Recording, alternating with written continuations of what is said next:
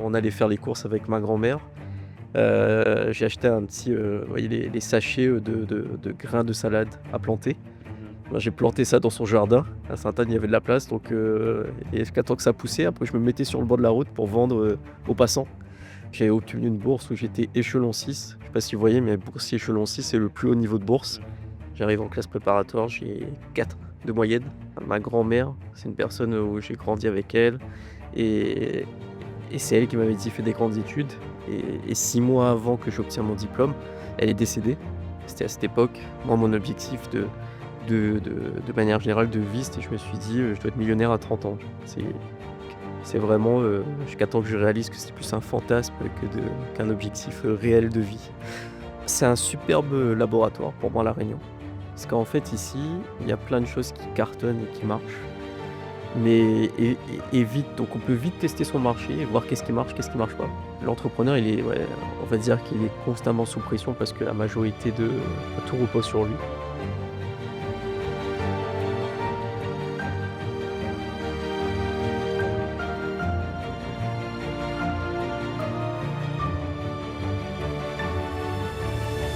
Bienvenue sur Contigny, le podcast réunionnais de référence pour inspirer la jeunesse et renforcer son mental.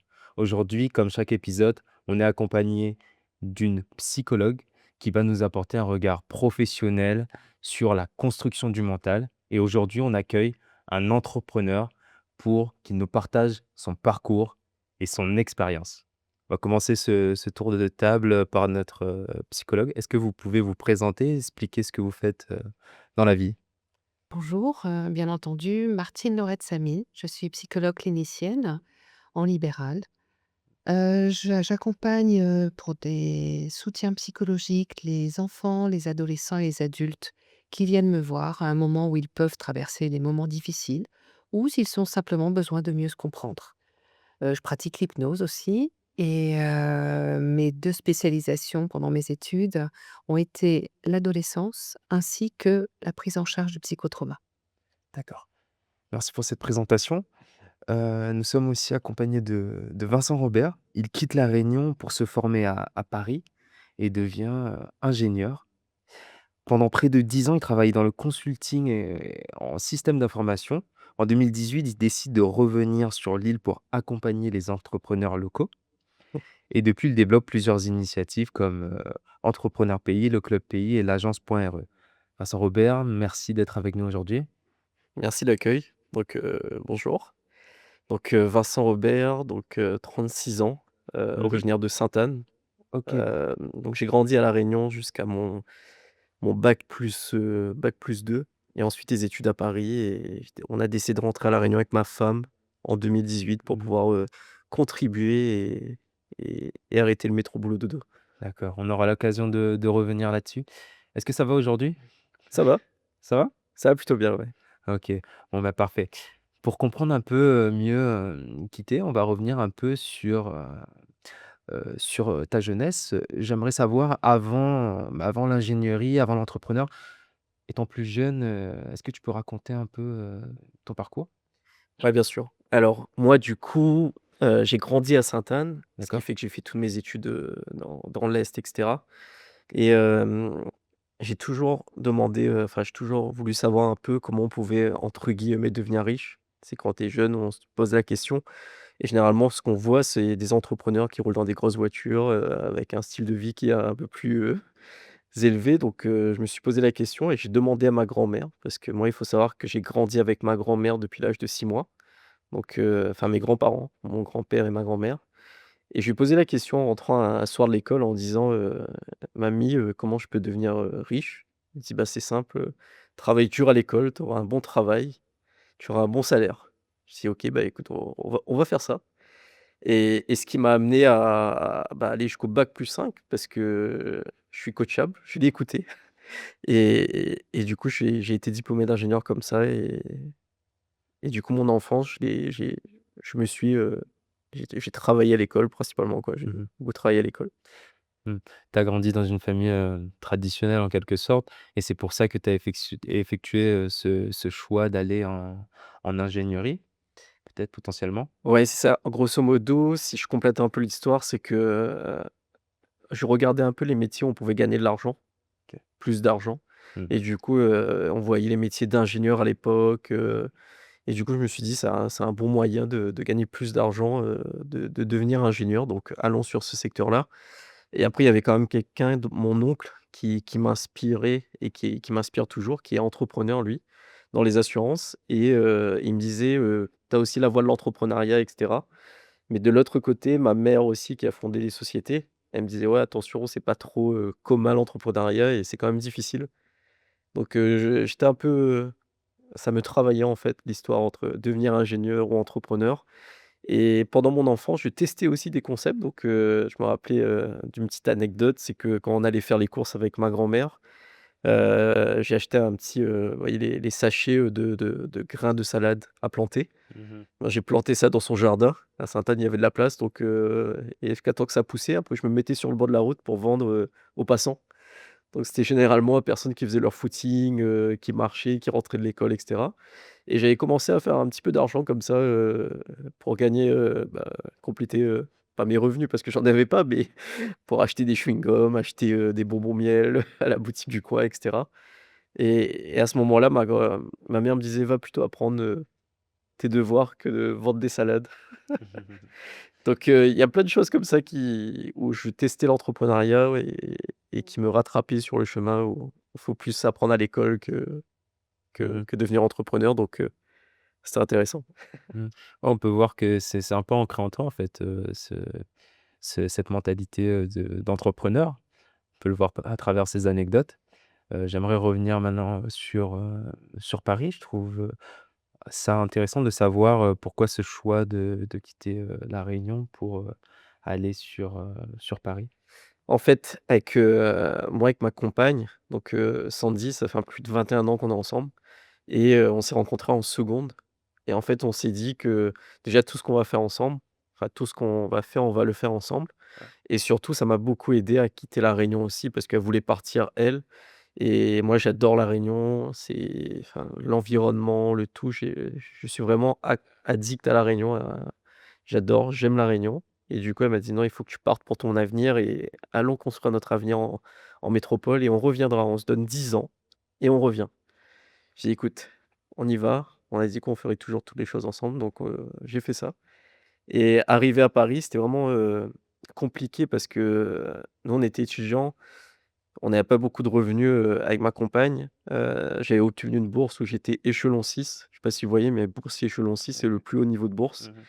Et ce qui fait que quand on arrive à Paris, quand tu veux louer un appartement, bah, ça marche pas en fait. C'est qu'ils te demandent un cautionnaire et moi, c'était ma grand-mère. Ensuite, qu'il fasse 3 fois le salaire, enfin le montant du loyer, tu le salaire soit 3 fois le montant du loyer et du coup, je voyais beaucoup de il y a même une fois une anecdote où j'arrivais dans un appartement avec elle et tout de suite la personne nous a dit non. Donc là, c'était clairement de la discrimination parce que le bien était toujours disponible. Et je me suis dit: «Je dest J'aime pas l'injustice, en fait. Pour moi, il faut que ça soit juste» et ce qui fait qu'on a pu être aidés par des amis réunionnais qui nous ont hébergés, parce que ça coûte très cher, mine de rien, de rester à Paris, que ce soit dans des hôtels ou des appartements et ce qui fait qu'elle nous a aidés et nous, pour, remercier un peu cette communauté réunionnaise, on est devenu président d'une association avec ma femme qui s'appelle l'Association des étudiants réunionnais de Paris. Et pour combattre justement cette injustice et aider les Réunionnais comme nous, qui arrivaient sur Paris et qui n'avaient pas forcément les moyens d'avoir un garant. Et donc on avait fait un partenariat avec la BRED sur Paris et ils se portaient garant pour les Réunionnais qui venaient s'installer. Donc ce qui fait que pour le propriétaire, il n'y a pas meilleure garantie, c'est une banque qui est garante de l'étudiant. Et on a fait plein d'opérations comme ça pour pouvoir, se développer au niveau de la l'AERP. On a fédéré une communauté, on a fait des partenariats pour apporter des produits locaux, on se retrouvait pour cuisiner ensemble. Enfin bref, l'idée c'était de pouvoir comme ça, faire des initiatives à chaque fois pour Mmh. pouvoir, apporter de la valeur et aider, répondre à un besoin, solutionner une problématique. D'accord. À travers, ce que tu es en train de dire, on voit vraiment ton ancrage local. Moi, j'aimerais savoir, à ce moment-là où tu es un peu victime de discrimination, comment tu te sens avant de créer, cette association? Comment tu te sens à ce moment-là? Heu, on se pose la question: «Est-ce qu'on a fait le bon choix?» de quitter La Réunion. Si tu généralement, tu te dis, tu as quitté un paradis, est-ce que c'est la bonne décision, de venir à Paris? Il pleut, le mauvais temps, ça coûte cher, c'est quand même sortir de sa zone de confort et il y a une phrase, moi, qui m'a toujours marqué, à cette époque-là, c'est qu'on me dit que ta vie démarre à la fin de ta zone de confort. C'est que si tu veux avoir quelque chose de différent des autres, faut que tu fasses des choses différentes. Ce que les autres ne font pas, entre guillemets. Et ce qui fait que on s'est dit on a pris la décision, pas de retour en arrière, on y va et même une histoire que je partage très souvent, désolé, j'ai plein d'histoires comme ça, mais ça ça On est là ça pour m'a ça. beaucoup aidé moi à sculpter mon mental, durant toute ma vie. Mmh. Mais c'est pendant la guerre, c'est des Romains, en fait, ils arrivent, en Grèce et du coup, il y a en face, les Romains en face des Romains, donc les Grecs, ils sont, 5 000, soldats et eux, ils sont que 2 000 et du coup, les soldats, ils sont un peu inquiets. Ils disent: «Ben, on vient d'arriver, ils sont 5 000 en face, comment on fait? Parce qu'on va perdre. Ils sont 5 000, nous on est 2 000, c'est mathématique, en fait» et du coup, le chef, il a brûlé les bateaux et ce qui fait qu'ils avaient aucune, solution, donc aucun moyen de retourner en arrière et du coup, ils sont allés à fond, donc et ils ont gagné. Donc ce Mmh. qui fait qu'on s'est mis dans ce mindset-là aussi de brûler les bateaux, en fait et ce qui fait qu'on a s'est dit: «On se prend 10 ans, on construit tout ce qu'on a à construire à Paris et on reviendra», mais là, pour l'instant, le focus, il est sur construire et apprendre à Paris. Trop bien. Est-ce que, vous avez quelque chose à rajouter par rapport à ce début de parcours de Vincent? Bah, je vais revenir sur le mindset.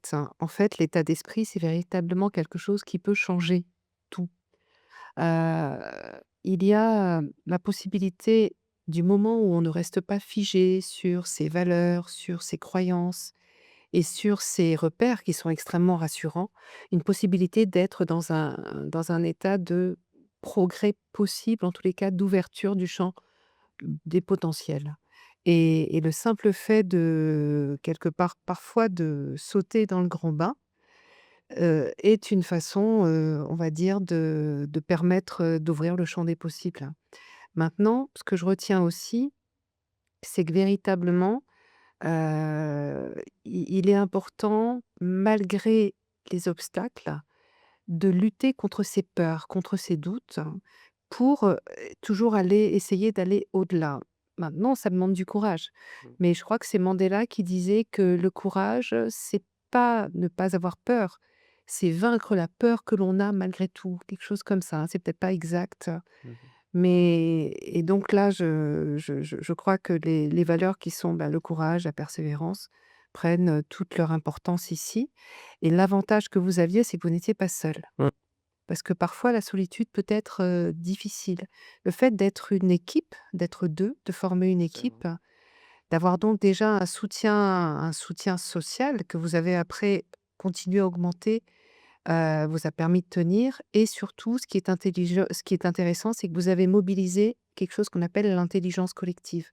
Le fait de se mettre en groupe, de vous fédérer avec les autres Réunionnais, donc de ne pas rester seul, Mmh. a véritablement permis à de nouvelles choses d'advenir. Et parfois, on vit dans un monde qui peut être, un peu individualiste et le fait de comprendre qu'ensemble, tout seul on va plus vite, mais ensemble on va plus loin, Ouais. c'est quelque chose d'important et on oublie parfois la force du collectif, de l'intelligence collective et de ce qu'elle peut véritablement apporter en termes de trajectoire, même trajectoire individuelle. Mmh. Mmh. Ouais, effectivement, parce qu'après ça, tu aurais pu, t'isoler, mais tu décidé de faire, cette association. Heu, à travers cette association, du coup, tu es président? Ouais, j'étais président, Ouais. ouais. Bah, on peut voir, aussi, ce goût du leadership.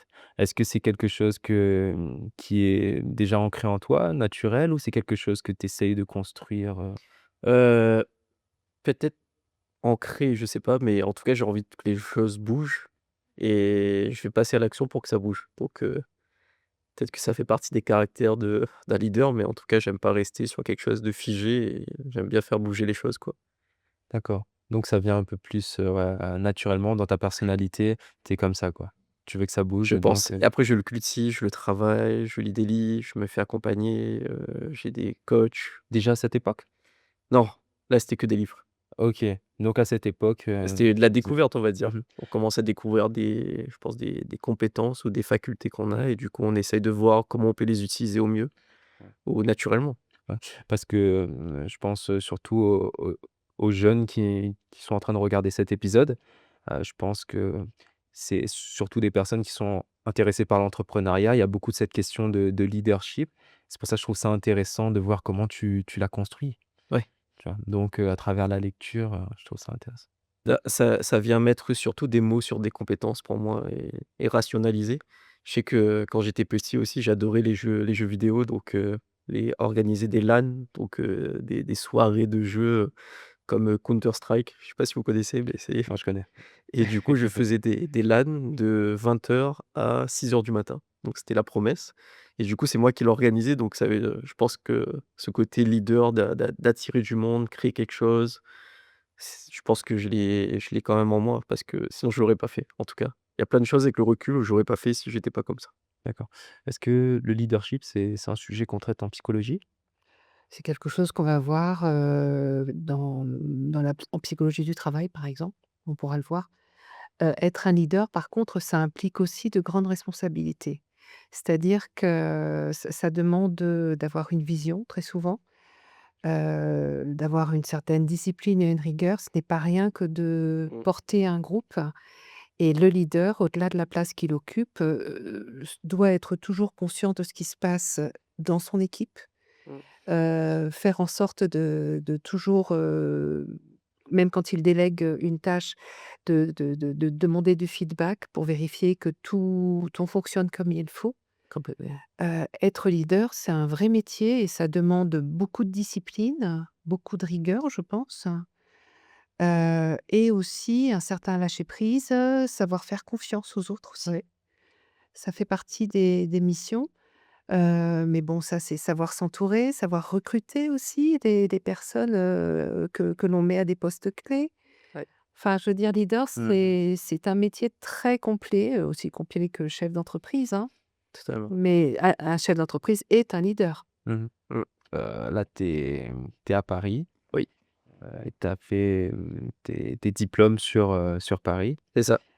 Est-ce que tu peux m'expliquer un peu ça, comment ça se passe, par exemple en master, et cetera? Quel type d'élève tu es? Est-ce que Déjà, je prends la classe préparatoire. J'arrive en classe préparatoire, j'ai 4 de moyenne.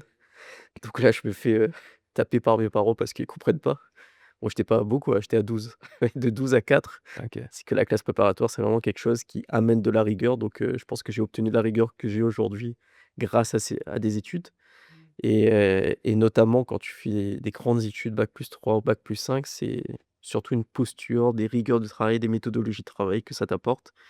Donc avec le recul, je sais pas si j'aurais fait autant, mais ça m'aide en tout cas énormément pour être plus rigoureux aujourd'hui en tant que gérant.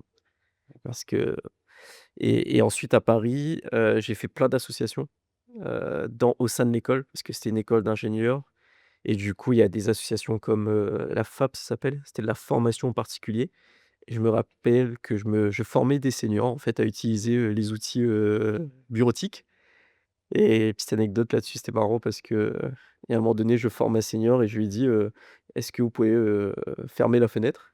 Et il se lève du bureau et il va fermer la fenêtre. Attends, mon Dieu. Donc c'était vraiment, ça c'était en 2007 je crois. Donc c'était des belles expériences parce que ça fait travailler la patience de former des seniors à l'utilisation de la bureautique. Après j'ai formé aussi, des BTS avec, donc c'était des moyens de gagner de l'argent. J'étais à Mmh. la junior entreprise de l'école où là j'étais, responsable commercial. Donc parce que je voulais développer une partie commerciale. De base, je suis très, timide, introverti et je voulais développer des compétences que j'avais pas en fait pour pouvoir, être meilleur et être plus complet et après on a fondé avec, un bon ami à moi une association de karting donc où moi j'étais vice-président et lui président et d'ailleurs avec ce même ami, on a fondé pendant nos études, une société de location de montres de luxe.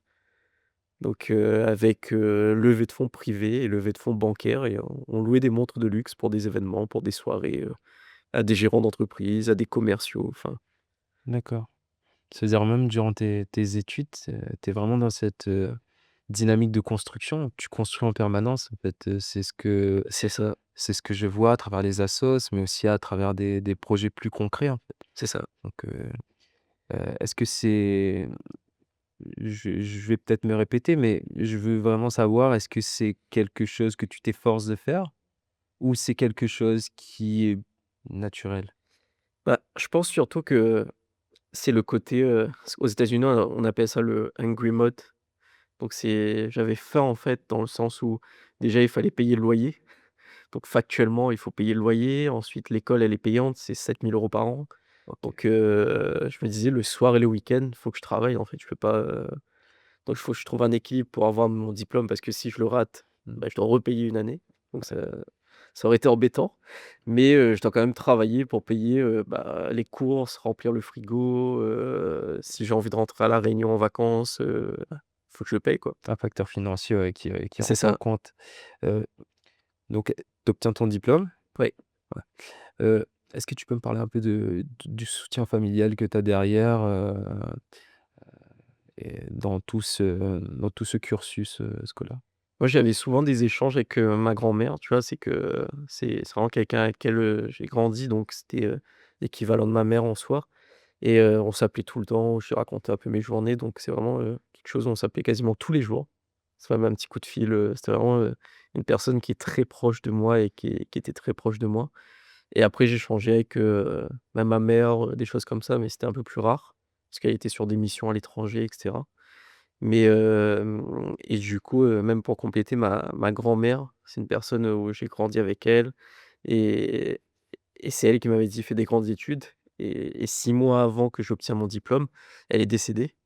Ce qui fait que c'est quelque chose qui m'a beaucoup touché parce que mon pourquoi, au moment où je me dis: «Je vais faire des études», bah, c'était elle. Je voulais gagner plus d'argent pour l'aider aussi financièrement, et ce qui fait que ça m'a quand même impacté parce qu'elle était pas là pour la remise des diplômes et cetera.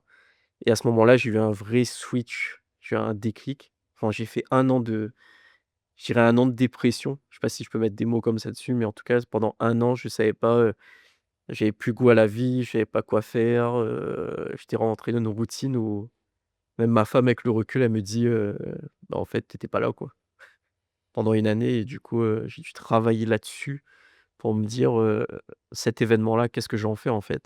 Est-ce que je reste comme ça ou j'en fais une force?» Et surtout, qu'est-ce que ma grand-mère, elle attendait de moi? Est-ce que je continue dans cette posture, ou sinon, je lui rends fier et je vais aller, me développer, grandir et cetera? Ouais, cette partie, j'imagine qu'elle a été très dure. J'aimerais bien savoir, avoir votre avis, sur cette partie, du parcours de Vincent. Alors, en fait, votre grand-mère était votre, comment dire? Votre tuteur de votre tuteur. Celle qui vous a aidé à grandir de la meilleure façon possible. C'est ça. Tuteur comme une plante, le tuteur d'une plante. Le seul souci, c'est qu'en effet, en partant prématurément, comme ça a été le cas, vous avez perdu un repère important. La mort, en fait, va amener dans la vie de tout être humain un moment de désordre, de bouleversement, de remise à plat de tout, de questionnement, puisque, en perdant vous perdez non seulement la personne qui est votre grand-mère, mais une part de votre identité parce qu'elle Mmh, vous a aidé à construire cette identité. tout à fait.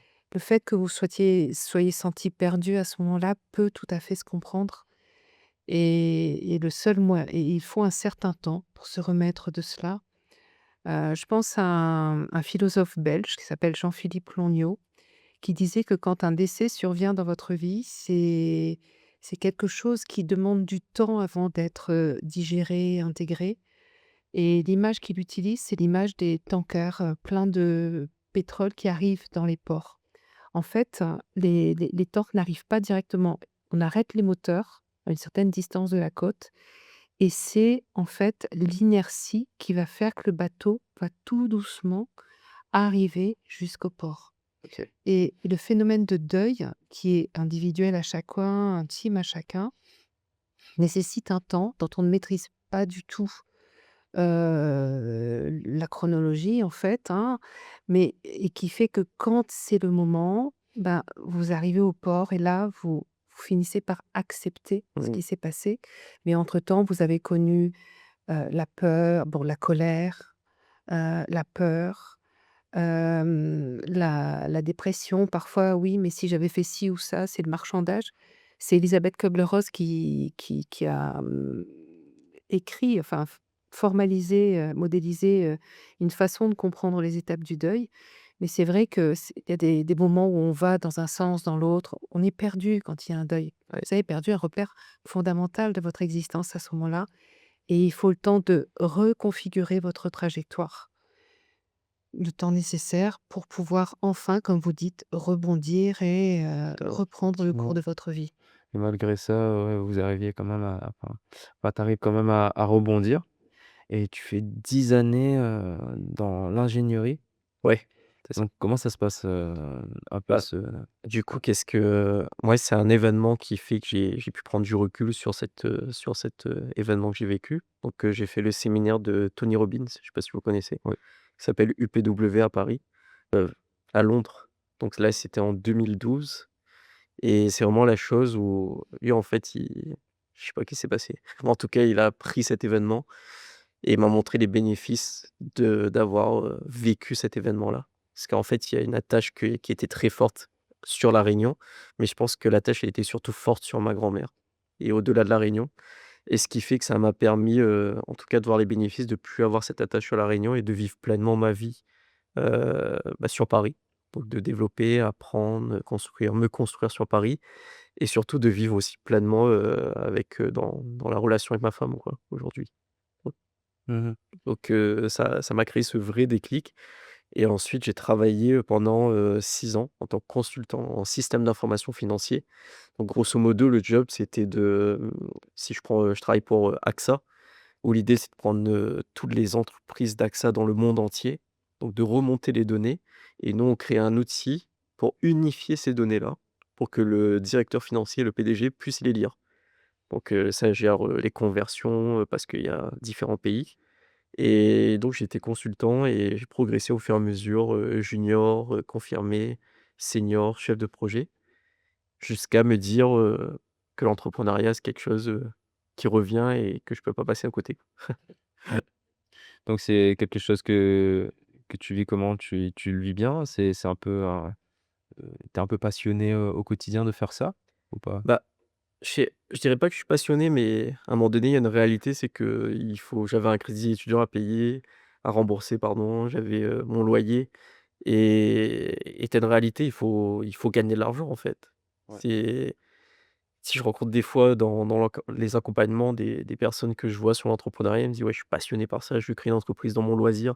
Je dis: «Ouais, mais est-ce que tu gagnes de l'argent?» Tu vois? Factuellement, à un moment donné, il faut que tu vives. Tu pourras pas continuer, comme ça, en fait. Ça te passionne, mais est-ce que ta passion te paye? Ouais. Vaut mieux que tu trouves quelque chose qui te paye et tu fais ta passion que ta passion, tu travailles dedans et tu gagnes pas d'argent, quoi.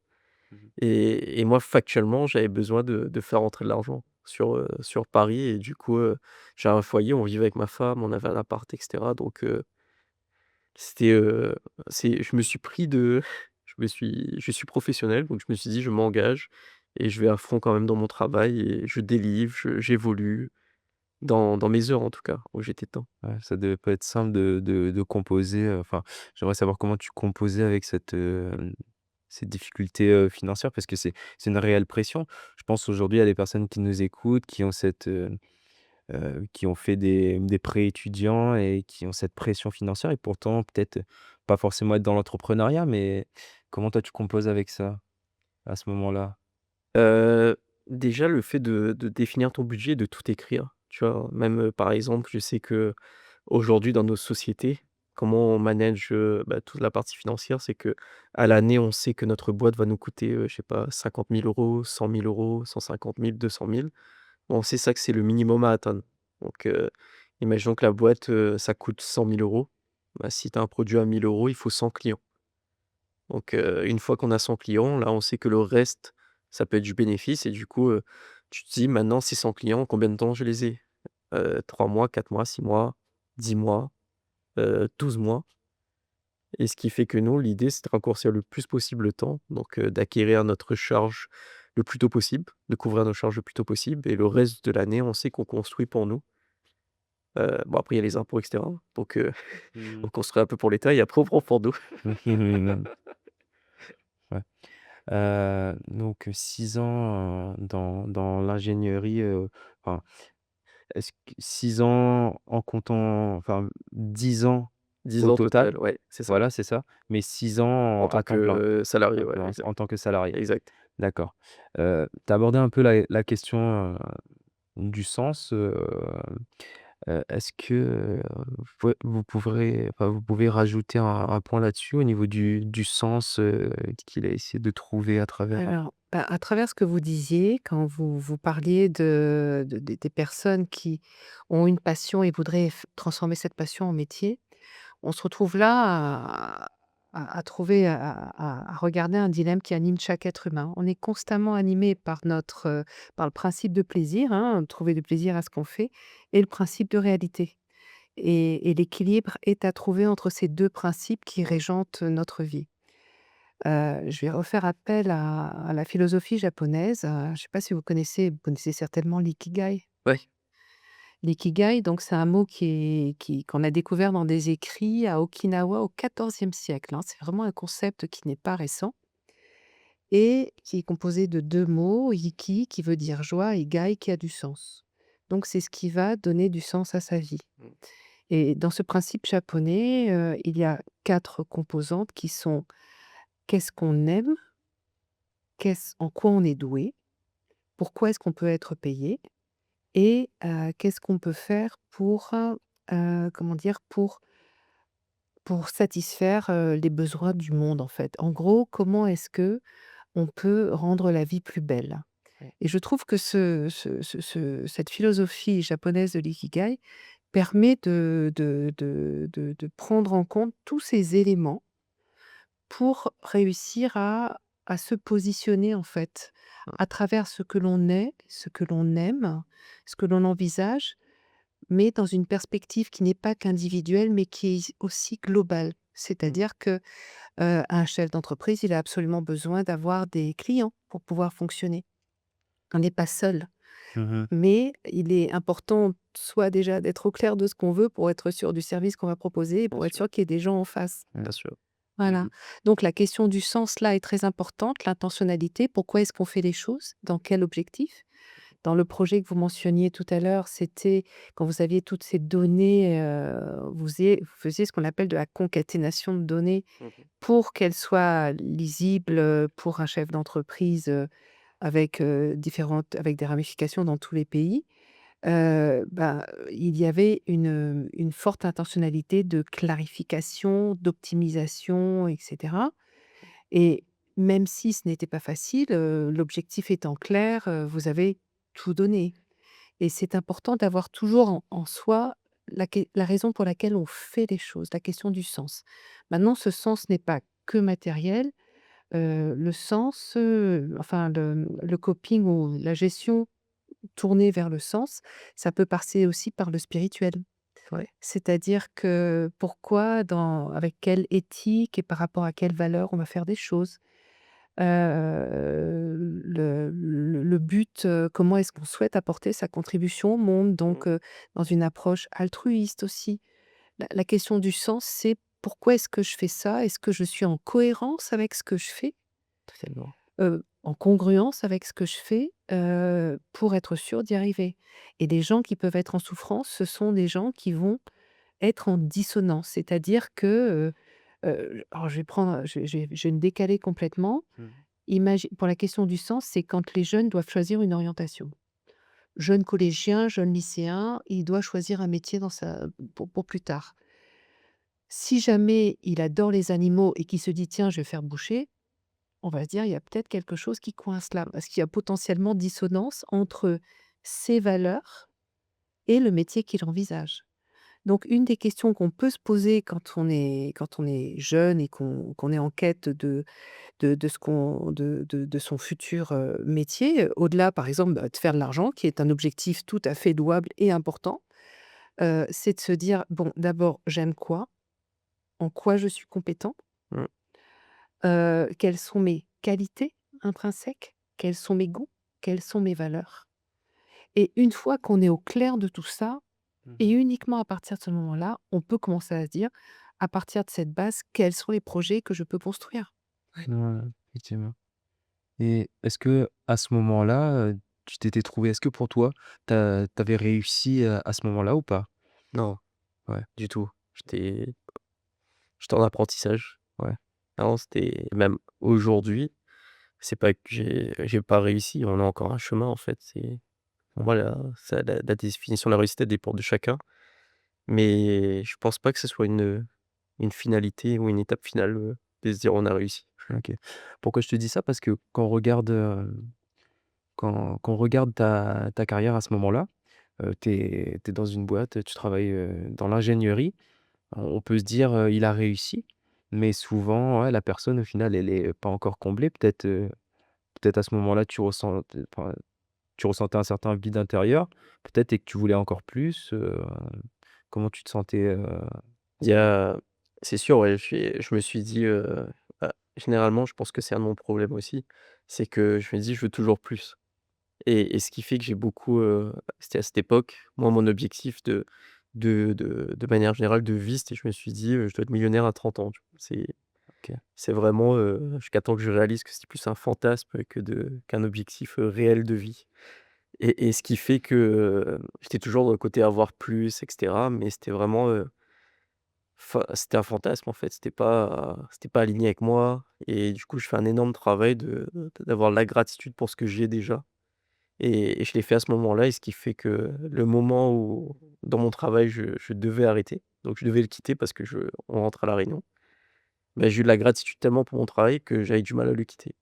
Parce que ça m'avait apporté plein de choses, ça m'a apporté de la sécurité, ça m'avait apporté, du confort, la possibilité de voyager. On a beaucoup voyagé en Europe avec ma femme, rencontrer des gens aussi. J'étais quand même, dans des directions, dans des missions de direction financière, chez AXA, chez Veolia, les hôtels Accor, heu, Noroto, enfin il y a tellement de boîtes que j'ai pu côtoyer, tellement de personnes, de collaborateurs que j'ai pu voir et où on a passé des superbes discussions, des apéros au bord de la Seine, enfin on a passé de très bons moments et j'ai eu beaucoup de gratitude, sur cet instant-là et sur l'instant présent en fait. Et ça aussi c'est un point qui est important. Je sais pas ce que vous en pensez, mais le fait d'avoir de la gratitude à l'instant présent pour ce qu'on a déjà, apporte beaucoup plus et nous enrichit plus. La gratitude fait partie des éléments qui apportent le bien-être, en fait. Tout comme l'autocompassion, je ne sais pas si vous connaissez le concept? Non. Mmh. Dans les dernières thérapies cognitives et comportementales autour de l'acceptation et de l'engagement, l'autocompassion, c'est la capacité à se regarder et à regarder sa vie avec bienveillance. OK. Parce qu'on est parfois très dur avec soi-même et l'autocompassion, tout comme la gratitude, participe à un mieux-être et un équilibre intérieur. Et il y a une part spirituelle qui est aussi intéressante puisque, en fin de compte, quand on est dans une approche humaniste, on va s'intéresser à son corps, à la dimension cognitive, aux pensées, à la dimension affective, à la dimension relationnelle, amicale, j'allais dire, mais aussi au côté spirituel. C'est-à-dire qu'être dans la gratitude, c'est aussi tendre vers quelque chose qui est peut-être supérieur à soi et c'est une comment dire? Une valeur qui peut nourrir, qui peut soutenir, notamment en cas d'adversité d'ailleurs. Ouais. Mmh. Donc, tu as évoqué, le retour, à La Réunion. Ouais. Est-ce que c'était plutôt un choix stratégique du coup, ou c'était une nécessité intérieure? Je pense que dans notre tête, on s'était fixé 10 ans et du coup, on a respecté le deal sur tout ça. Et surtout avant de rentrer, on a eu besoin de sécuriser avec ma femme parce que elle aussi, elle avait travaillé, était devenue associée dans un restaurant. Donc elle a démarré, commis de cuisine et elle a fini associée dans un restaurant à opéra. Donc elle aussi, elle avait du mal à quitter son travail parce que pareil, énormément de gratitude, avec sa patronne qui lui a donné sa chance et tout et cetera. Et nous, avant de rentrer, on a en fait, comme c'était une routine qui collait plus à notre rythme de vie ou notre vision de la vie, on a voulu créer une certaine liberté financière, donc on avait beaucoup investi dans l'immobilier, à Paris, en Bretagne, au Havre. donc en Normandie et ce qui fait qu'on avait généré l'équivalent de notre revenu en revenu passif. Donc après remboursement des loyers et le crédit, on avait de quoi vivre de manière passive parce que nos locataires payaient notre revenu passif, quoi. Et à ce moment-là, en fait, j'ai décidé aussi de retracer un peu tout mon parcours, de salarié à libre financièrement à travers, je voulais écrire un livre et un livre vivant et sauf que ça existe pas et du coup, j'ai commencé, mon compte Instagram à cette époque-là et du coup, j'ai retracé un peu toute mon histoire, ce que je vivais, tous les visites d'appartements qu'on faisait, on a visité, en 3 mois plus de 400 appartements pour pouvoir trouver lequel allait, être rentable et tout et cetera. Donc ouais, généralement quand on se donne un objectif, nous on met une certaine vélocité là-dedans pour avoir du résultat et surtout, je pense que c'est surtout la douleur qui était forte de rester dans cette situation. Mmh. Il y a une fois, quelqu'un m'a raconté cette histoire et pareil, je voulais la partager, c'est que il y a un homme qui arrive dans un village et il arrive, il croise un monsieur qui est à côté d'une boutique et il y a son chien qui est à côté qui crie et qui hurle et tout, et cetera. Il lui dit: «Mais pourquoi votre chien il crie autant, il hurle autant?» Et il dit: «Bah, en fait, il est assis sur un clou» et il vérifie et il dit: «Ouais, OK, bah, oui, effectivement, ça saigne, donc il est vraiment assis sur un clou» et il lui pose la question pourquoi il sort pas. Bah, en fait, il dit que la douleur, elle est pas assez forte.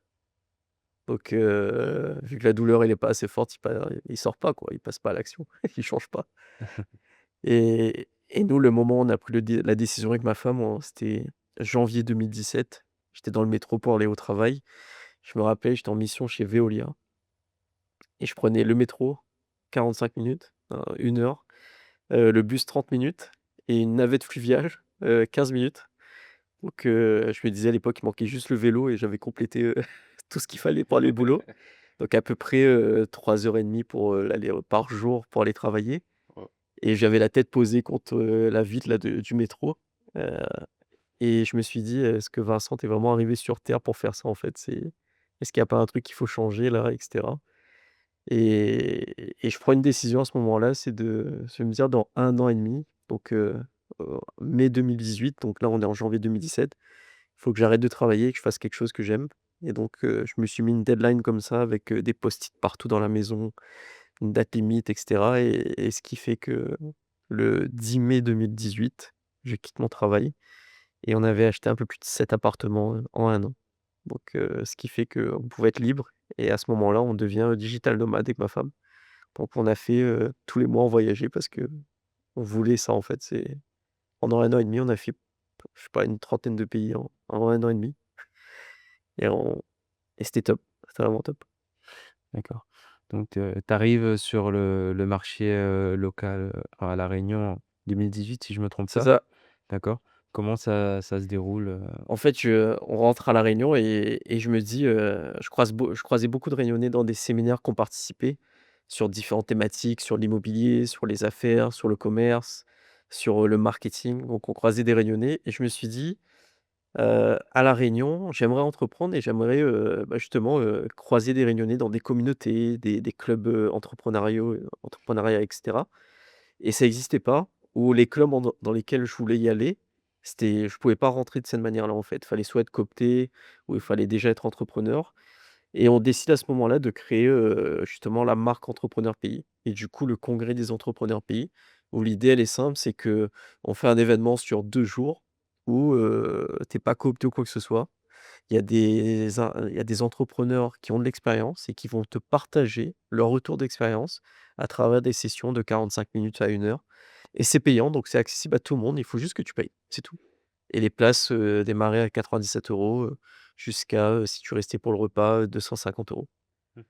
et à ce moment-là, on crée le congrès des entrepreneurs pays donc 150 participants et c'était fou. Tout a changé à partir de là. Mmh. Tu es un peu précurseur, mais est-ce que, est-ce que c'est dur d'entreprendre, à La Réunion? Est-ce que ça a été dur, en tout cas pour toi, d'entreprendre à La Réunion? C'est en fait, on réalise souvent que tu peux démarrer ton entreprise, mais tu peux lancer ton entreprise, mais le développer, c'est autre chose. Et à La Réunion, c'est très petit, c'est un marché où ça demande des relations, des contacts, pas d'être coopté, mais il y a beaucoup de copinage et cetera qui existe donc je pense que tu peux développer, enfin tu peux créer, mais très vite tu vas atteindre un plafond de verre parce que il y a il y a le marché qui veut ça, quoi. Mmh. Donc il y a ce côté-là, c'est un marché à La Réunion qui est très petit et il faut faire d'abord une bonne étude pour savoir où on veut aller, quoi, ici. Donc c'est compliqué comme partout, mais La Réunion demande un peu plus d'énergie pour pouvoir le développer, quoi. D'accord. Donc la taille de marché était une vraie contrainte une vraie contrainte, pour toi, mais Bah, pour les généralement, quand on entrepreneuriats? regarde les grands groupes, donc ils vont, ce qu'on a nous, on fait généralement des développements verticaux. Bah, les grands groupes, ils vont se diversifier horizontalement, donc aller sur plusieurs secteurs d'activité pour pouvoir aller atteindre leur chiffre d'affaires idéal, on va dire. Et c'est pour ça qu'on regarde des groupes, qui sont à la fois sur le secteur de l'automobile, sur le tourisme, sur la restauration, sur, le retail, OK. mais ils sont jamais, focus sur un seul, secteur d'activité, quoi. Pourquoi je te pose cette question de taille de marché? Parce que je sais qu'il y a sûrement des jeunes qui nous écoutent et qui ont envie d'entreprendre et je sais que ça peut, être une difficulté, bah, pour eux de se dire: «Moi, je suis à La Réunion, la taille de marché, elle est toute petite, donc ça me rajoute une difficulté, en plus» et ça peut vraiment impacter, mentalement. Donc c'est pour ça que je voulais savoir, comment toi, tu as composé avec ça? Alors pour démarrer, en fait, il faut définir ses objectifs de manière claire. Généralement, on va utiliser la méthode qui s'appelle, SMART, donc spécifique, mesurable, réaliste, atteignable et temporel.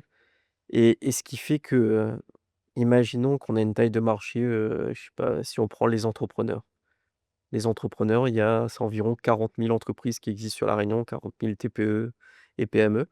Donc si notre, produit est, sur les entrepreneurs, donc on sait que notre taille de marché, elle est de 40 000 personnes. Donc si on se dit qu'on a besoin de toucher que 10 du marché, donc c'est 4 000 entrepreneurs. Donc si avec 4 000 entrepreneurs, on arrive à atteindre ces objectifs, la taille de marché, elle est OK. Mmh. Mais si, c'est au-delà de ça, il faut revoir le marché. Et toi, malgré tout ça, à La Réunion, malgré ce marché restreint, tu as jamais eu de doute, à entreprendre à La Réunion? Bah, c'est un superbe, laboratoire pour moi, La Réunion. Parce qu'en fait, ici, il y a plein de choses qui cartonnent et qui marchent, mais et vite. Donc on peut vite tester son marché et voir qu'est-ce qui marche pas. Donc ça veut dire qu'il y a des boîtes qui vont se créer et se développer très vite, comme d'autres qui vont se développer et se fermer très rapidement aussi. Parce que, bah, justement, le marché répond plus. Et La Réunion, c'est un laboratoire qui est juste parfait pour ça, pour moi. C'est qu'on arrive à tester plein de concepts, voir qu'est-ce qui marche pas. Mmh. Et donc, constamment après, si on veut que ce concept perdure, le réadapter. Parce qu'en fonction de tous les tendances, la Réunion, ça bouge tellement vite aussi, c'est que les gens, je sais pas, à un moment donné, c'était la mode, enfin, c'est la mode du bubble tea, demain, c'est la mode du bubble waffle, après, c'est la mode, des crêpes, après, c'est la mode, enfin, ça bouge tout le temps, en fait. Et ce qui fait que si quelqu'un reste tout le temps sur son même, secteur, son même produit et s'il se réinvente pas un tout petit peu, bah, Mmh. à un moment donné, ça va bloquer. Et tu ressens pas de la pression, au quotidien? Il y a toujours dans tout, de toute façon. Mmh. Mais quand tu dis pression, ça serait sur quoi, par exemple? Bah, les entrepreneurs, je trouve la barrière elle est fine entre, la vie pro et la vie perso. Donc il faut savoir faire la part des choses. Donc au quotidien, comment, tu arrives à garder la tête, hors de l'eau? Moi, c'est une question qui revient assez souvent, donc c'est l'entrepreneur, il est, ouais, on va dire qu'il est constamment sous pression parce que la majorité tout repose sur lui et du coup, j'essaie de mettre des «slots de travail» entre guillemets et de planifier déjà les activités qui me permettent de me détendre et d'évacuer mon esprit. Parce que sinon tu penses constamment. Le soir quand tu dors, tu es en train de réfléchir sur ton activité, sur l'amélioration et cetera et du coup je cale dans un premier temps les moments que j'ai besoin pour moi de me ressourcer. Donc ça va être famille, ça va être, le sport, ça va être, la nature, la plage et cetera et ensuite je cale mes moments de travail donc j'ai 2 types de moments de travail. J'ai des moments avec mes équipes, donc mes collaborateurs avec des points, justement pour avoir des feedbacks avec eux constamment Ensuite, j'ai des moments de deep work où je suis tout seul, dans mon bureau avec moi-même et je travaille. C'est que c'est on va charbonner comme on dit, dans le jargon, tu vois? Et ensuite, j'essaie de couper, on va dire le week-end. Donc c'est un peu plus dur mais j'essaye. Mmh. Ouais, vraiment, cette rigueur, ce côté, analytique que tu as. Est-ce que vous avez quelque chose à rajouter sur, cette partie de parcours de Vincent? Bah, justement, le fait qu'il pointe, de commencer par poser les moments de ressourcement avant les moments de travail, c'est très intéressant Mmh. parce qu'on a tendance à faire l'inverse. Alors que la question, c'est on revient sur, la question de l'équilibre.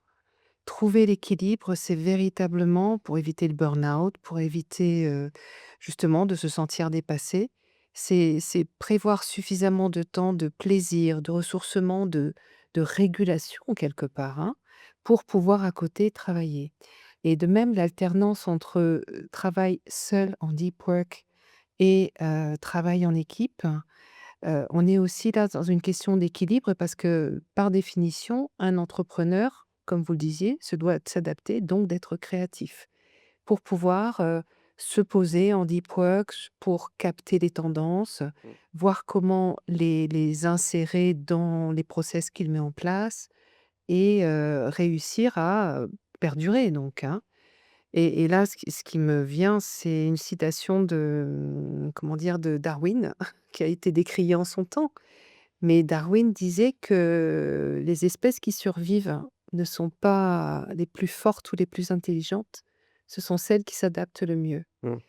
Et dans ce que vous nous expliquez, ce que je note, hein, c'est que justement, l'adaptation passe par la recherche d'équilibre, hein, le renouvellement permanent, Heu, tout en ayant un regard bien, comment dire?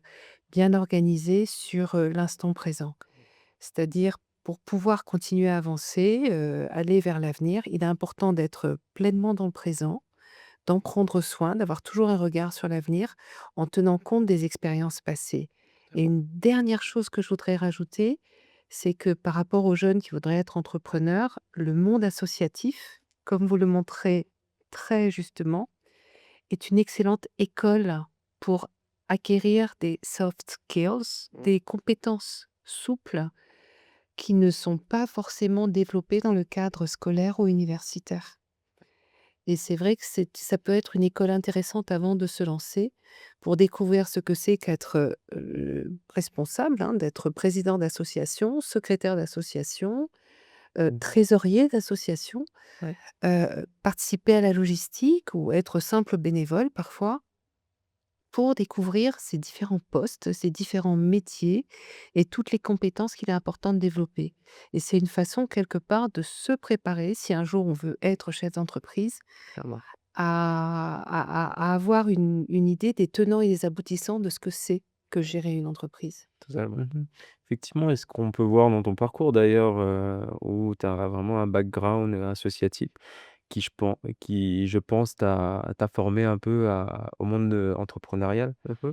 Heu, Est-ce que, la réussite, aujourd'hui, elle définit, ta personne ou pas? Est-ce que, parce que comme je le disais tout à l'heure, le la barrière elle est fine entre le perso et le pro dans l'entrepreneuriat. Est-ce que tu te laisses définir par, la réussite? C'est, est-ce que tu peux reformuler? Comme ça on va Alors, préciser. en est-ce que tes résultats au sein de ton ou tes entreprises, définit enfin, t'impactent, mentalement dans ton quotidien? Oui, ouais, totalement. Et du coup, même c'est quelque chose que j'essaie de le faire en tout cas, c'est que, on m'a toujours dit, «Quand tu rentres chez toi, tu laisses tes problèmes sur le porte-manteau», donc parce que ton ce que tu as pu vivre en tout cas enfin des fois ce que je vis dans mon entreprise et cetera, bah, naturellement, tu peux le retranscrire à ta femme ou à tes enfants et du coup être beaucoup plus agacé et du coup, ils le ressentent en tout cas. Moi, mon enfant, il vient d'avoir 1 an et du coup, à chaque fois, je sens que quand je suis agacé, parce que, j'ai eu une nouvelle ou autre et cetera, il le ressent aussi, donc il est beaucoup plus agacé, donc c'est Mmh. marrant parce que c'est instantané, c'est et ce qui fait que ouais, ouais, si j'essaie vraiment de séparer, en tout cas, c'est pas évident, hein, attention, mais j'essaie vraiment de séparer le côté pro et perso. OK. Il y a, on voit que tu parles beaucoup aussi, de ta femme. Est-ce que ça a été un vrai soutien, dans tes projets?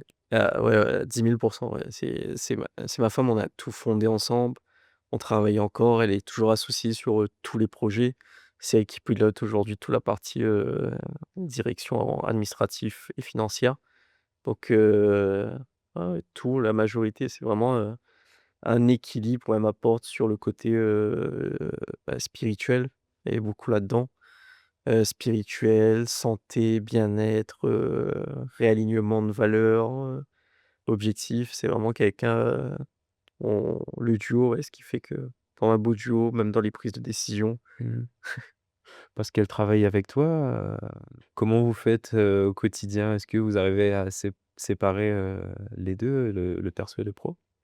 Au début, il y a 6 ans qu'on a commencé à créer les sociétés sur La Réunion, tu vois? C'était compliqué parce qu'on n'arrivait pas à dispatcher. Parce que quand tu es en plein développement, bah, tu fais tout et ce qui fait que quand tu fais tout, bah, tu vas aussi, dire à ta femme: «Bah, il faut faire ça» et cetera et ce qui fait qu'on avait du mal et maintenant on a bien distinct les missions, les rôles de chacun et ce qui fait que, bah, elle a son équipe, avec laquelle elle collabore, moi j'ai mes équipes avec lesquelles je collabore et ensuite Mmh. on fait des points de direction pour, remonter les informations, mais chacun a son scope de développement, quoi. Avant, de changer, de sujet, je voulais revenir, sur, au niveau de la taille, du marché. Est-ce que c'est vraiment une limite économique ou une limite, mentale? Est-ce qu'aujourd'hui vraiment à La Réunion, il y a assez d'opportunités pour pouvoir, créer une entreprise pérenne, une entreprise qui fonctionne? C'est, totalement, mais ça dépend encore une fois des objectifs. Donc ça veut dire que si Ouais. la personne elle se dit, je sais pas, elle veut faire, je prends ce chiffre-là parce que c'est facile, mais 1 million d'euros par an de chiffre d'affaires et c'est à peu près, 100 clients à 1 000 € l'année, bah, elle les fera donc cent 100 clients, sur une taille de marché de 910 000 habitants, ça va. Mmh. Donc en soi, oui, mais si la personne elle se dit, demain je veux faire, 200-300-400 millions, c'est différent. C'est différent. Est-ce que, tu aurais des points à apporter, sur ton parcours, surtout, à La Réunion, où ça a été un peu plus difficile, des moments où ça a été, par exemple, que ce soit à travers l'entrepreneuriat, mais aussi à travers, ton perso, est-ce que, il y a eu des moments où ça a été vraiment dur pour toi? Ouais, il y a déjà moi le côté équilibre pro perso, quelque chose où c'était dur, c'était que fonder la famille en même temps de créer son entreprise et surtout avec ma femme, si on a eu du mal à avoir notre enfant. Donc ouais, je suis passé par des process scientifiques, et médicales et cetera et ce qui fait que justement concilier cet équilibre-là, et la pression de la société de dire, bah: «Fonde ta famille», et cetera et familiale. Je pense que c'est surtout ça, en fait, c'est de trouver cet équilibre et surtout de te dire que tu quand tu crées ton entreprise et quand tu construis ta vie, bah, tu la construis avec tes propres valeurs et ce que tu veux toi, sans penser aux autres, en fait. Donc c'est comme si tu es dans ta bulle et tu te construis dans ta bulle et pour moi, avec le recul, c'est quelque chose que j'aurais dû faire depuis plus longtemps, c'est que tu construis dans ta bulle avec, ce que tu veux, quoi. D'accord. Est-ce que vous avez quelque chose à rajouter, Ah, la question d'être dans sa bulle, alors il est important de savoir ce qu'on veut en effet, mais on peut avoir tendance, quand on a le regard des autres, quand on a en effet des attentes, hein, de la part des membres de la famille ou autres, à s'oublier et c'est vrai que, le plus difficile, c'est de réussir à rester soi-même, tout en tenant compte de toutes les contraintes, exigences de la vie, du monde, sociétal. Le tout, c'est je reviens à ce que je disais tout à l'heure, c'est-à-dire savoir qui on est et après s'autoriser à lancer ce qu'on a à lancer, à être authentique en assumant ses choix. En fait, faire un choix, c'est très dur de faire un choix. À l'adolescence, c'est très dur de choisir parce que choisir, c'est renoncer. Donc ce qui est important quand on fait des choix, c'est de se dire: «Pourquoi est-ce que je fais ce choix?» Est-ce que c'est un choix financier, un choix, émotionnel, un choix quel type de choix est-ce? Mmh. Et surtout se dire que quand on fait un choix, on s'engage et on va jusqu'au bout. Parce que sinon le sentiment qu'on risque d'avoir, c'est d'une incomplétude, d'une insatisfaction et d'une baisse de son estime de soi. Et même si on s'est trompé, même l'erreur permet de comprendre, permet d'apprendre et surtout, c'est très coûteux de ne pas être soi-même. C'est-à-dire que les gens qui sont dans une apparence, dans le paraître et c'est vrai qu'à l'époque des réseaux sociaux, nombreux sont ceux qui vont utiliser des filtres pour avoir l'air plus beaux qu'ils le sont ou qui vont être, dans une tentative d'esbrouf, on va dire. Mais en fait, c'est beaucoup moins coûteux cognitivement, émotionnellement et physiquement d'être soi-même que de vouloir être quelqu'un qu'on n'est pas. Mmh. Sans compter que en étant quelqu'un qu'on n'est pas, on finit par se perdre soi-même. Donc l'authenticité, le fait de connaître ses valeurs, même si ce ne sont pas celles de tout le monde, mais d'être au clair de ça pour soi déjà, est extrêmement important pour pouvoir, tracer son chemin, et puis, depuis tout à l'heure, à chaque fois que je vous écoute, je pense à une phrase, je crois que c'est, une citation chinoise qui dit: «Là où il y a une volonté, il y a un chemin». Et le tout, c'est d'être au clair de cette volonté pour que le chemin lui-même, même s'il peut y avoir quelques embûches, Mmh. soit le plus clair possible et puisse permettre à la personne d'arriver à destination. Mmh. Mmh, Ouais. totalement. Vincent, tu es quelqu'un qui prend soin, que ce soit de son physique, mais aussi au niveau du mental. Je t'ai fait, la remarque en off, que tu as un tracker. Est-ce que tu peux nous parler un peu de ça? Hem, Généralement, ouais, donc ça, c'est un bracelet tracking de santé, on va dire. Ça me permet de monitorer mon stress, ma fréquence cardiaque, mon sommeil et cetera. Et et je dis souvent comme on va traquer, on va piloter nos entreprises ou piloter, nos clients, les entreprises de nos clients.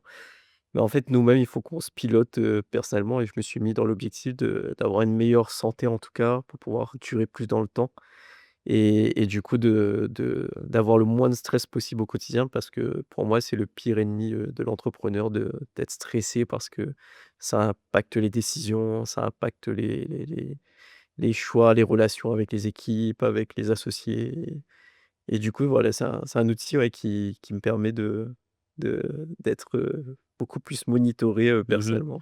Et quelles sont les actions que tu mets en place? Par exemple, dès que je vois que mon pic de stress est la montée, donc moi j'ai une notification et ça me permet de me dire, «OK, bah, pourquoi je suis stressé? Qu'est-ce qui s'est passé? Et qu'est-ce que je peux faire pour pouvoir être moins stressé tout de suite?» Donc me poser, respirer, faire de la cohérence cardiaque, méditer. Donc des fois dans la voiture, je mets ma musique et je me pose 2 minutes sur un parking et je respire. Juste respirer déjà, on respire pas assez, au quotidien donc juste ça, ça fait du bien et ça diminue le stress et après le sport quoi, c'est dessus je me suis mis mes objectifs à la fois de poids, de masse, graisseuse, de masse musculaire et en fait, je veux avoir la pleine énergie pour pouvoir, profiter à la fois de mon enfant, de ma famille et de mes entreprises quoi. C'est quelque chose que vous conseillez, Alors, d'avoir des outils, comme ça avec ça? il y a beaucoup d'outils en fait, le stress, fondamentalement, c'est très utile. Depuis l'époque, de la préhistoire, en fait, si nous 3, nous sommes dans ces fauteuils aujourd'hui, Mmh. c'est parce que nos ancêtres ont été stressés, c'est-à-dire qu'ils ont senti qu'il y avait une menace et qu'ils ont fait en sorte de se protéger par rapport à cette menace. Sinon, on ne serait pas là aujourd'hui. Le stress, c'est un monsieur qui s'appelle Sellier qui, en 1956, en a parlé pour la première fois. C'est un mécanisme d'adaptation et de survie, en fait, à la base. Jusqu'à un certain point, le stress permet de gérer ce qu'il y a à gérer et même un facteur de motivation. Mais au-delà d'un certain seuil, s'il devient trop important, il devient délétère. Pourquoi? Parce qu'en fait, quand on perçoit une menace qui génère donc, dans notre cerveau le déclenchement de notre système nerveux autonome en mode stress, en mode survie, vigilance et cetera, hem, on va avoir dans notre corps tout un, comment dire? Toute, une cascade d'événements. C'est-à-dire que notre cerveau, quand il repère un problème, il va dire au surrénal: «Vous me dégagez de l'adrénaline, de la noradrénaline». Ces hormones vont faire en sorte de stimuler le corps, accélérer le rythme cardiaque, tendre les muscles, faire en sorte, que le corps soit prêt, soit à se battre, soit à s'enfuir. Ça, c'est les premiers mécanismes. Une autre phase de stress, elle, c'est quand il y a trop de choses à gérer, c'est le mode, figement. Mmh. C'est une autre modalité, mais le fait est qu'à ce moment-là, le corps consomme énormément d'énergie. Le foie va produire du sucre pour nourrir les muscles. Tous ces processus, donc on va avoir une phase, d'alarme, puis une phase de résistance et normalement, l'organisme, il a senti qu'il y a un déséquilibre, il cherche à retrouver cet équilibre. S'il retrouve l'équilibre, tout va bien. Par contre, si on est trop stressé, si ce stress perdure, qu'il devient chronique, on va entrer dans quelque chose qui va s'appeler une phase d'épuisement. C'est-à-dire que quand votre corps se met dans cet état, il vous grignote toute votre énergie de gras, des sucres et le problème, quand on est en stress chronique, c'est qu'on finit par développer des inflammations, qu'on finit par ne pas être bien. Le stress est oxydatif. L'oxydation des cellules fait vieillir. Donc, technique de régulation et moyen d'aller mieux, la respiration, je vous rejoins. On a la cohérence cardiaque avec la respiration, mais on a aussi la respiration abdominale. Mais c'est surtout le fait d'expirer de façon prolongée qui va faire que le système du corps, qui est donc le système, sympathique qui automatiquement déclenche le stress, ce système, quand on respire, il va s'apaiser grâce à un deuxième système de notre système nerveux qui est le système parasympathique.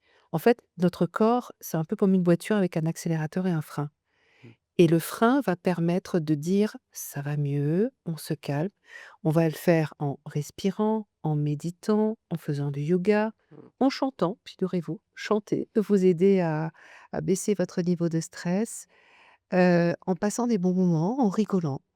En fait, toutes ces activités en faisant du sport évidemment, toutes ces activités vont amener le corps à se mettre en mode récupération. Le seul souci, c'est que le stress est automatique. Faire en sorte de faire baisser le stress, lui, demande un effort délibéré. En fait, il faut faire un effort pour avoir du réconfort. Mmh. C'est un peu paradoxal, mais c'est comme ça. Ouais. Et donc, on va avoir ces méthodes-là, et puis il y a d'autres méthodes qui sont des méthodes d'ancrage, de mobilisation douce du corps aussi, avec des petits mouvements. On n'a pas forcément besoin de faire des grands mouvements sportifs.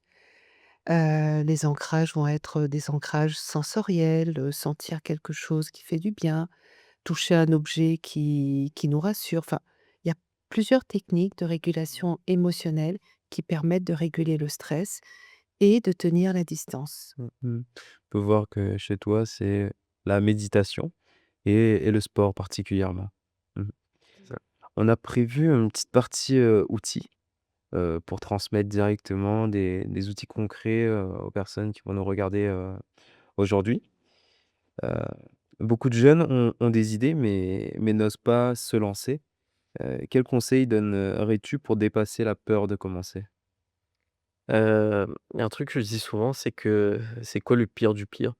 Donc d'aller voir le pire du pire. Bon là, je le fais avec des entrepreneurs qui sont un peu plus aguerris, mais dans le sens où, à la fin, si ça a pas marché, qu'est-ce qui se passe? Potentiellement, tu fermes ta boîte, qu'est-ce que ça impacte?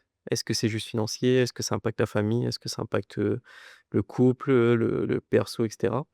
Donc c'est de valider le pire du pire et si le pire du pire est acceptable, on peut y aller. OK. Deuxième question, créer un projet peut être stressant, surtout quand il y a de l'argent en jeu. Comment garder la tête, froide dans ces moments-là? Hem, Déjà rencontrer des personnes qui ont déjà fait, le même chemin, le même parcours et qui ont potentiellement fait le même projet, pour échanger avec eux, voir un peu qu'est-ce qui s'est passé, qu'est-ce qu'ils ont réussi, qu'est-ce qu'ils ont mal fait. Ça permet déjà de lâcher un peu plus la pression sur, nous là, qu'on crée le projet quoi. Donc s'entourer. Mmh. Dans l'entrepreneuriat, les erreurs sont inévitables. Quel état d'esprit un jeune doit adopter pour apprendre, de ses échecs plutôt que de les subir? Aux États-Unis, ils disent souvent: «Il faut que tu échoues, échoues, échoues, échoues, échoues, échoues, échoues, échoues, échoues et après tu réussis» et c'est voir l'échec comme surtout un apprentissage et pas comme, quelque chose, c'est une défaite en fait, c'est la fin de quelque chose ou autre. Fatalité, C'est ça, une fatalité, c'est vraiment, une étape vers la réussite. Moi-même j'ai échoué tellement de projets, tellement d'entreprises que ça fait partie du chemin, quoi. Mmh. Donc c'est surtout voir ça comme un apprentissage Ouais. et et avancer. Ouais. J'ai posé à peu près la même question à Lucie Ignace, elle m'a dit, le mot échec, elle aime pas. Il y a pas d'échec. Heu, pour, un jeune qui veut entreprendre tout en ayant, des études ou un travail, quelle organisation il devrait mettre en place? C'est, moi, par exemple, si je reprends le mien, donc je sais pas s'il est parfait, mais en tout cas, c'est ce qui a fonctionné pour moi. C'est que le matin, déjà, je me réveillais à 6 heures et 6 heures, je faisais ma routine, matinale. Donc je commençais par du gainage, donc 20 secondes, après je faisais, 10 pompes et ensuite, je faisais de la lecture. Donc prière, lecture, méditation et après là, je me préparais, j'allais travailler donc je faisais de 9 heures jusqu'à 18 heures à peu près, donc traditionnel et après de 19 jusqu'à moi, j'allais jusqu'à 1 heure à 2 heures du matin, je travaillais sur mes projets, mes side projects, donc entrepreneuriat et après le week-end, samedi, 9 heures jusqu'à 18 et dimanche, juste le matin, dimanche matin non, mais dimanche après-midi, je bossais, ouais. D'accord. Pour un jeune réunionnais qui aimerait créer son 1er projet ou sa première entreprise, mais qui ne sait pas par où commencer, quel est le premier pas concret que tu lui conseillerais de faire, dès cette semaine, par exemple? S'il a déjà l'idée, donc d'aller tester, donc avec son entourage, ses proches, des amis, des inconnus. Par exemple, je me rappelle que l'idée, moi, il y a l'idée, d'un projet que j'avais, c'est que je faisais ce qu'on appelle du marché froid, dans Paris. C'est que j'allais voir quelqu'un dans la rue et je lui pitchais mon idée, en fait. Donc je le connaissais pas et du coup, j'avais un retour direct où il me disait, «Bah, non, c'est nul» ou ou «C'est bien». Parce qu'il a aucune relation avec moi, en fait Mmh. et du coup, il avait un avis, tranché et ça, c'était quelqu'un qui m'avait conseillé ça à l'époque: «Si tu veux vite tester ton marché, bah, va pitcher à des gens que tu connais pas». D'accord.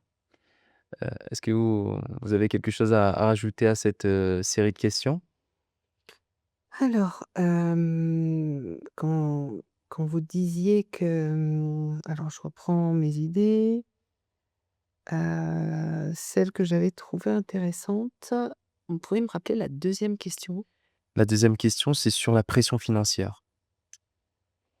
Non, la troisième alors, Alors, peut-être? je vais vous lister, toutes les questions. Alors, Ouais. on a oser entreprendre, la gestion de la pression financière, apprendre de ses erreurs, organisation quand on démarre et le premier pas pour entreprendre. Je vais rebondir sur, l'organisation.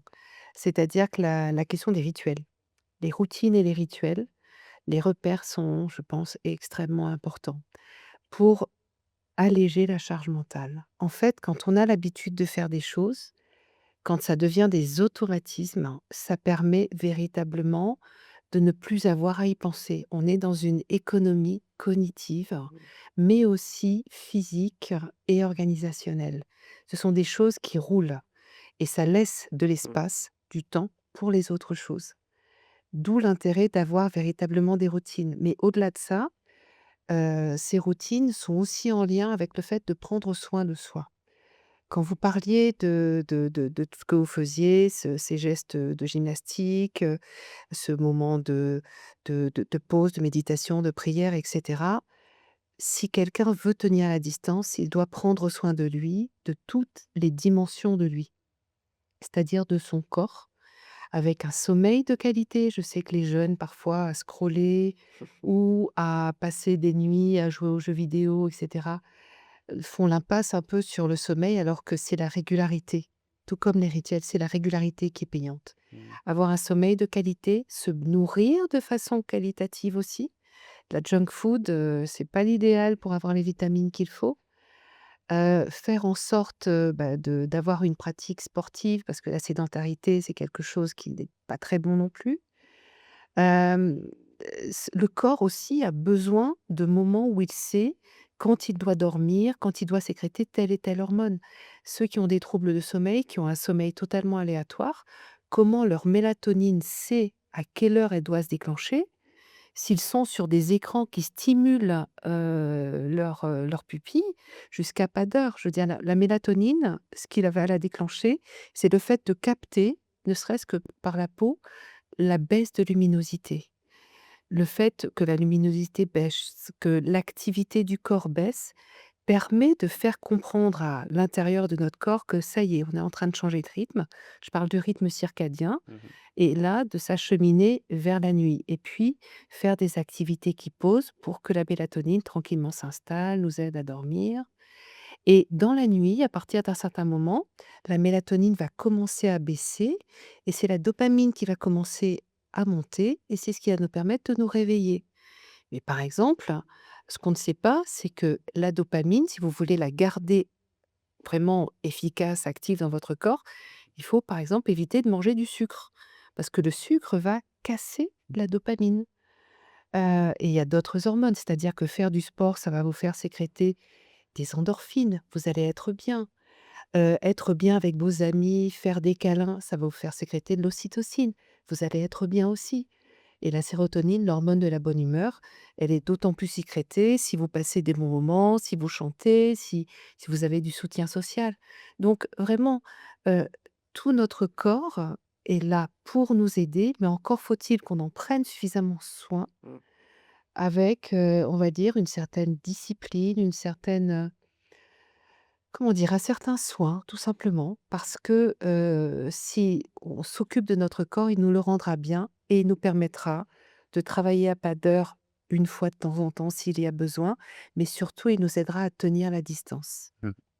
Ça, je pense que c'est très important d'avoir ça à l'esprit parce que quand on est jeune, on a tendance à brûler la chandelle par les 2 bouts et à faire un peu n'importe quoi avec, des nuits blanches.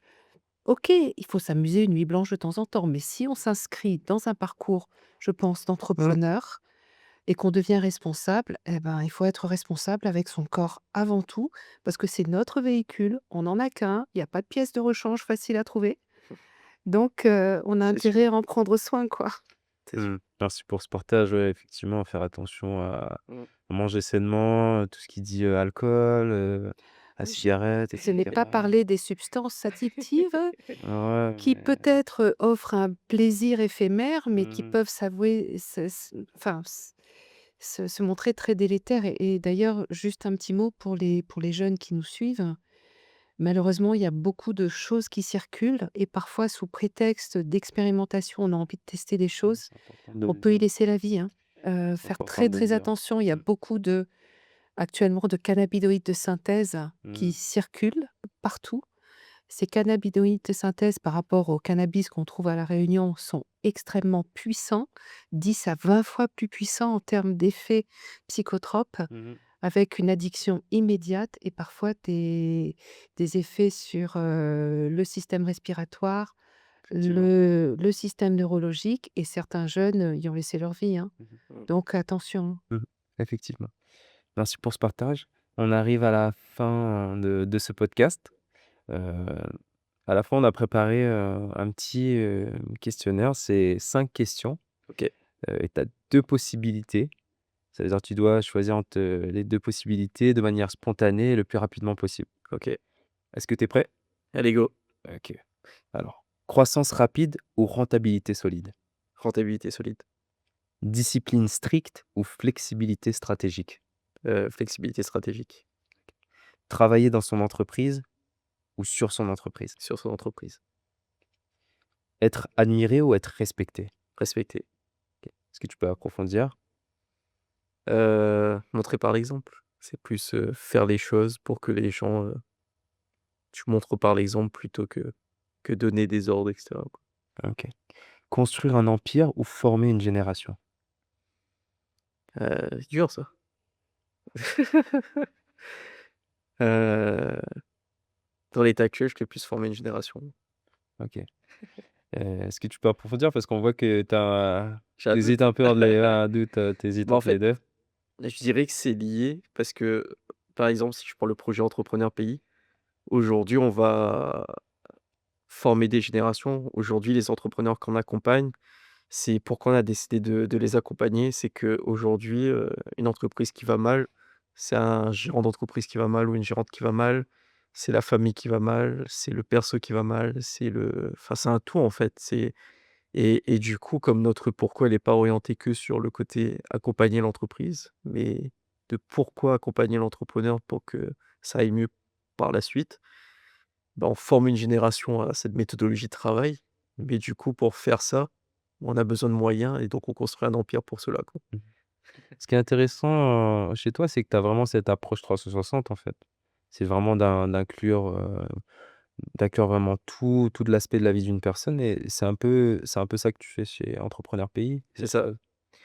Généralement, ouais, quand par exemple, même si je prends l'agence.re qui est mon agence de marketing et communication, ce que je dis souvent à mes équipes quand on va communiquer sur un produit ou une marque, c'est que potentiellement le produit, donc la marque, elle va être beaucoup plus visible. Il y a un client qui va devenir client de ce produit-là et peut-être qu'en consommant le produit, bah, ce client-là, ça va changer quelque chose dans sa vie. Il va devenir meilleur, il va rencontrer une personne. Cette personne qu'il va rencontrer, ils vont fonder une famille, ils vont avoir un enfant. Cet enfant qu'il va rencontrer va potentiellement, créer un projet innovant, un projet qui va changer le monde et potentiellement solutionner dans 100-150 ans, le problème qu'on aura sur terre de l'eau potable. Mmh. Et ce qui fait qu'on s'arrête pas juste à et c'est vraiment la vision que j'apporte à mes équipes et même, aux personnes qu'on accompagne, c'est qu'on s'arrête pas juste à on vend le produit. C'est que qu'est-ce que ce produit peut changer dans la vie de quelqu'un sur le court, moyen et long terme? D'accord. Merci, Vincent Robert d'avoir été avec nous aujourd'hui. Écoute, c'est un plaisir. Merci à vous. Plaisir partagé. Merci, aussi à vous Merci à pour vous. ce partage. Vous nous avez partagé plein d'outils, de tips. Franchement, merci beaucoup aussi Avec d'avoir répondu plaisir. présent. Merci aussi à nos spectateurs qui nous ont regardés, jusqu'à la fin. Merci, à nos partenaires, sans eux, ce podcast n'aurait pas été réalisable. Merci aussi, à mon équipe, Jade, et Reich qui m'ont accompagné, sur ce projet. Je tenais aussi, à remercier, la Daman. Il faut savoir que ce studio, appartient à la Daman et derrière, il y a toute une équipe de production, qui nous accompagne, dans ce projet. N'hésitez pas à liker, commenter et partager, ce podcast autour de vous. Ça va nous permettre, par la suite, de pourquoi pas faire durer, ce podcast. Merci encore.